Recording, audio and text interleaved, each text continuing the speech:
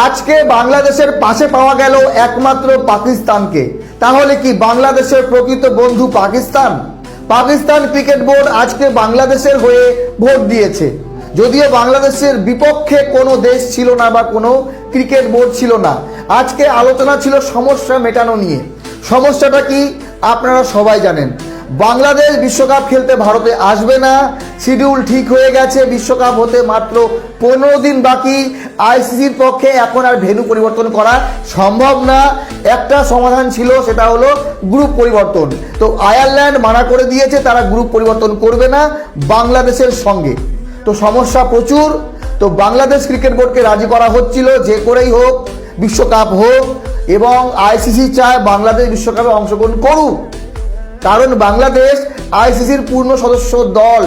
তো আইসিসিও চায় না কোনোভাবেই বাংলাদেশকে বাদ দিয়ে বিশ্বকাপ করতে। কিন্তু সমস্যা ওই এক জায়গায়, যে বাংলাদেশের ক্রিকেট দল ভারতে আসবে না, এটা বাংলাদেশের সরকারও চায় না। তো এইবার এই সমস্যা মেটাতে আজকে মিটিং ছিল, যেখানে India, Afghanistan, Australia, Bangladesh, England, Ireland, New Zealand, Pakistan, south Africa, Sri Lanka, West Indies এবং জিম্বাবুয়ে, এই 12টি ক্রিকেট বোর্ডের সদস্যরা উপস্থিত ছিলেন। এবং মাত্র একটি ক্রিকেট বোর্ড মানে পাকিস্তান বাংলাদেশের পক্ষে ভোট দিয়েছে এবং বলেছে যে না, বাংলাদেশের ম্যাচগুলো ইন্ডিয়ার বাইরে শ্রীলঙ্কায় হোক, যেমনটা পাকিস্তানের ম্যাচগুলো শ্রীলঙ্কায় হচ্ছে।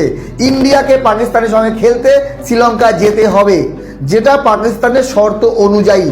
যদি পাকিস্তানের শর্ত আইসিসি মানতে পারে, তাহলে